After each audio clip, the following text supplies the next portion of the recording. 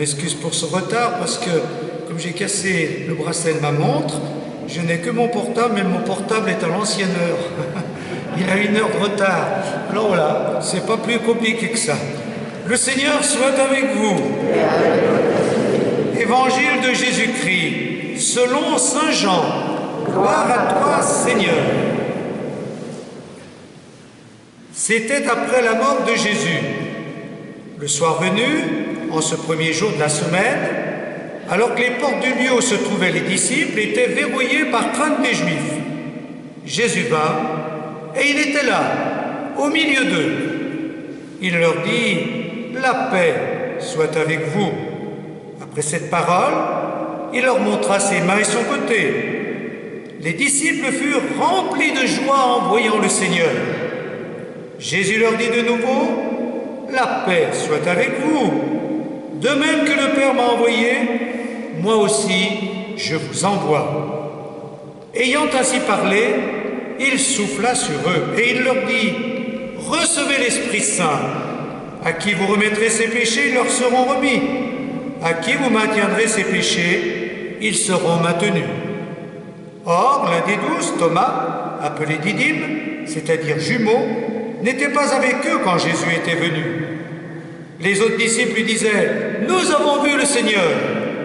Mais il leur déclara « Si je ne vois pas dans ses mains la marque des clous, si je ne mets pas mon doigt dans la marque des clous, si je ne mets pas la main dans son côté, non, je ne croirai pas. » 8 jours plus tard, les disciples se trouvaient de nouveau dans la maison et Thomas était avec eux.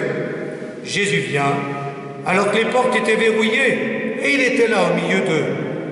Il dit « La paix soit avec vous. » Puis il dit à Thomas « Avance ton doigt ici et vois mes mains. Avance ta main et mets-la dans mon côté.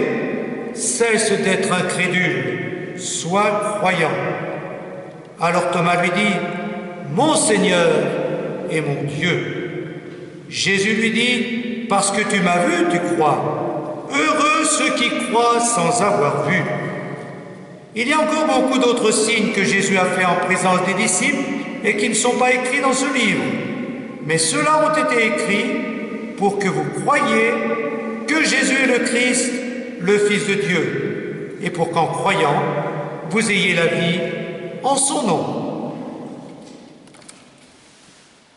Acclamons la parole de Dieu.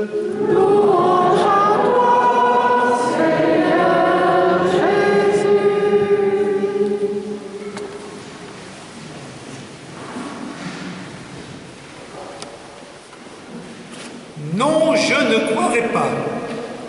Avant de faire le plus bel acte de foi possible, mon Seigneur et mon Dieu, c'est vraiment un magnifique acte de foi. Avant de faire cet acte de foi vraiment chrétien, saint Thomas commence par dire son refus de croire. Non, je ne croirai pas. Eh bien, je vous invite à faire de même. Avant de dire vraiment votre foi, et pour pouvoir dire vraiment la foi chrétienne, il faut commencer par dire « non, je ne croirai pas ». C'est-à-dire « non, je ne croirai pas n'importe quoi et n'importe comment ». Et c'est comme ça, en disant d'abord notre refus de croire, qu'on peut arriver à la vraie foi. Alors, quel refus de croire prononcer? Eh bien d'abord, avec saint Thomas, nous pouvons dire « non, je ne croirai pas à ce qu'on me raconte, à ce qu'on me dit. Je veux croire par moi-même. Je veux croire en faisant l'expérience du ressuscité. » Les disciples lui disent « On a vu le Seigneur, il est vivant. » Mais comment croire à cela? Comment croire à ce qui semble impossible? Eh bien, saint Thomas refuse de croire parce qu'il veut expérimenter le Christ. Eh bien, c'est ce que nous devons faire. Nous ne devons pas dire simplement « Je crois parce que j'ai été élevé dans la foi chrétienne. Je crois parce que l'Église me dit Jésus est ressuscité. Je crois parce que, bah oui, la culture chrétienne, c'est encore la culture ambiante. » Non, tout ça c'est vrai, mais si on a vraiment la foi, c'est parce qu'on sent la présence du Christ en nous. C'est ce que je vous disais la semaine dernière. Il faut expérimenter le Christ en nous. Si on a vraiment la foi, on dit, mais oui, le Christ, je sens sa présence. Et puis il m'apporte un plus, il m'apporte de la joie, de la paix, il me donne de la force, il me donne de l'espérance. Il change ma vie, il change beaucoup de choses en moi. Il m'apporte un plus qui me fait vivre. Voilà. pour dire vraiment la foi chrétienne, il ne faut pas simplement dire « je crois parce que les autres m'ont dit de croire », il faut dire « je crois parce que je vois le Christ en moi et tout ce qu'il me permet de vivre et qui change ma vie ». Eh bien, à la suite de saint Thomas, on peut allonger la liste de tous nos refus de croire. Et tout d'abord, bien sûr, il faut dire notre refus de croire comme tous ceux qui ont une fausse image de Dieu, comme tous ceux qui disent par exemple « c'est Dieu qui t'a puni ». Dans mon enfance, j'entendais ça parfois, quand on faisait quelque chose, quand il nous arrivait quelque chose de mal, on disait « c'est Dieu qui t'a puni ». Ou alors on entend parfois des gens qui disent « mais qu'est-ce que j'ai fait au bon Dieu pour qu'il m'arrive pareil malheur ?» Ça c'est une fausse image de Dieu. Je refuse de croire, ça faut le dire, je refuse de croire en un Dieu gendarme qui va me punir si je fais des fautes. Je refuse de croire en un Dieu qui est juge, qui va nous juger pour l'éternité et nous conduire en enfer. Je refuse de croire en un Dieu qui n'est pas le Dieu d'amour. Et en un Dieu qui n'est pas le Dieu d'amour qui nous laisse libres. Pourquoi il y a des malheurs? Pourquoi ça nous arrive du mal? Parce que Dieu a voulu que le monde soit libre et que les hommes soient libres. Alors quand ils font des bêtises, il y a des conséquences. Et puis Dieu a voulu remettre le monde entre les mains des hommes pour l'achever. Alors quand il y a des catastrophes, c'est le signe que le monde n'est pas achevé et que l'homme doit s'interroger. Pourquoi cette catastrophe? Qu'est-ce qu'il faut faire? Donc, je refuse de croire en un Dieu juge qui punit et je crois en un Dieu d'amour qui nous laisse libres et qui nous tend la main. Si on ne la prend pas, tant pis pour nous. Et si on refuse de vivre ce que Dieu nous propose pour être dans le vrai bonheur, ça, on en subit les conséquences. Mais ce n'est pas Dieu qui nous punit, c'est Dieu qui nous dit, voilà, je t'aime, mais je te laisse libre, comme des parents qui aiment leurs enfants, mais qui vont pas, et qui vont les laisser vivre leur vie, même si leur vie ne leur plaît pas toujours, mais il faut continuer à les aimer, ces enfants. Dieu c'est pareil, il continue à nous aimer, même quand on fait des bêtises, même quand on fait le mal, même quand l'homme fait des horreurs, et ça c'est toute l'histoire qui nous le dit, mais Dieu continue de nous aimer en nous laissant libres. Et puis, je refuse de croire à la manière du grand philosophe Blaise Pascal. Je refuse de croire au Dieu des philosophes et des savants, et je crois au Dieu de Jésus-Christ. Je refuse de croire au Dieu des philosophes et des savants, c'est-à-dire au Dieu explication du monde. Les philosophes, les savants disent, les philosophes surtout, il faut bien qu'il y ait un créateur. De rien, il n'y a rien qui peut naître. Donc s'il y a des choses qui existent, c'est bien parce que il y a quelqu'un qui fait tout exister, il y a un créateur qui lui-même, c'est l'absolu, se donne l'existence et la donne aux autres. Ça, c'est le Dieu des philosophes. C'est le Dieu qui satisfait peut-être l'intelligence. Mais le Dieu de Jésus-Christ, c'est tout autre chose. Le Dieu de Jésus-Christ, c'est le Dieu qui ne laisse pas l'homme tout seul. Le Dieu des philosophes dit Dieu a créé le monde, mais après, il l'a laissé. Il a laissé les hommes se débrouiller. Il a laissé le monde partir à la dérive. Il a laissé le monde tomber dans tout ce qu'on voit, les violences, les guerres, les crimes, les génocides, etc., etc.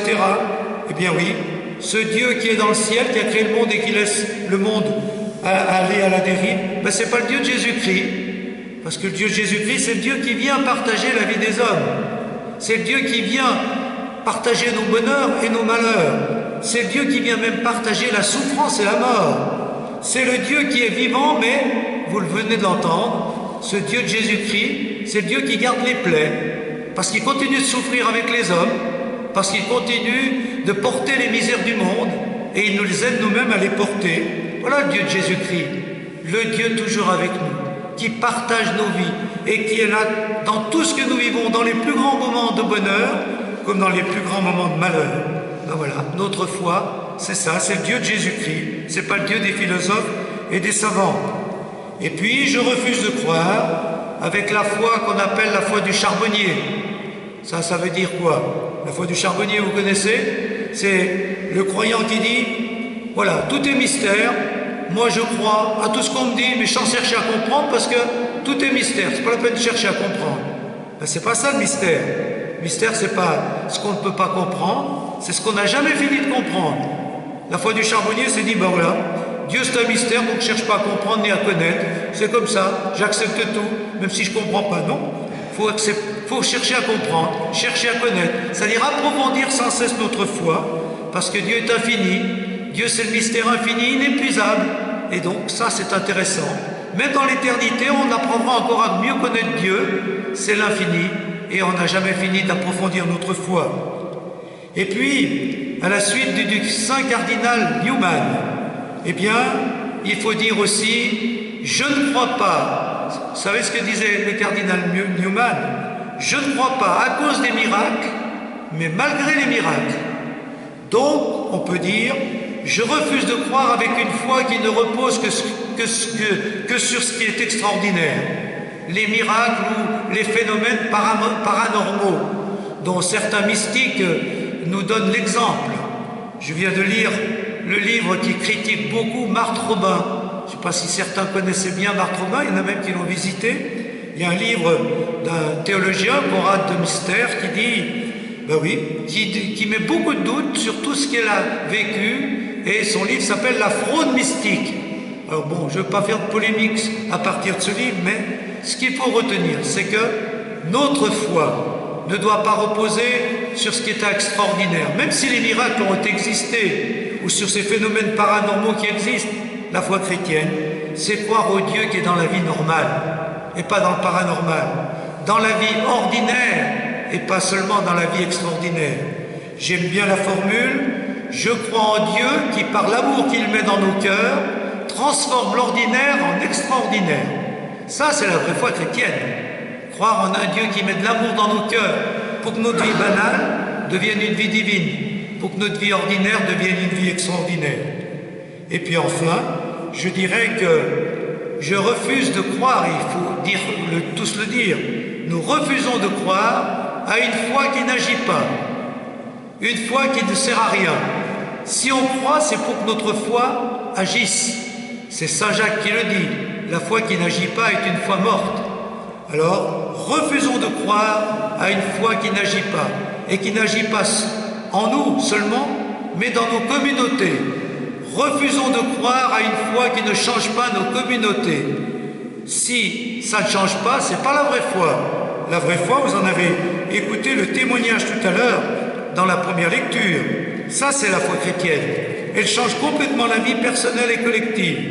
La multitude de ceux qui étaient devenus croyants avaient un seul cœur et une seule âme. Et personne ne disait que ces biens lui appartenaient en propre, mais ils avaient tout en commun. Aucun d'entre eux n'était dans l'indigence, car tous ceux qui étaient propriétaires de domaines ou de maisons les vendaient, et ils apportaient le montant de la vente pour le déposer aux pieds des apôtres. Ça, c'est une foi qui change quelque chose. Alors des fois, on en est loin d'arriver à vivre cette foi, mais ça, c'est la vraie foi chrétienne. Elle change la vie personnelle et collective. Alors donc, aujourd'hui donc, avant de pouvoir dire « Mon Seigneur est mon Dieu », et pour pouvoir le dire tout au long de cette célébration, demandons au Seigneur de ressembler à saint Thomas, en refusant de croire n'importe comment, à n'importe quoi, et essayons toujours de dire « Mais quelle est la vraie foi chrétienne ?» Et essayons d'approfondir cette foi pour grandir dans une foi qui nous fait croire au Christ ressuscité, vivant, qui répand son amour dans nos cœurs pour changer nos vies, mais qui partage toute notre vie avec toujours la marque des clous dans ses plaies. Et donc, disons notre foi en ce Dieu de Jésus-Christ, toujours avec nous, toujours avec tous les hommes, pour le meilleur et aussi pour le pire, mais en nous promettant une éternité de bonheur à tous dans la résurrection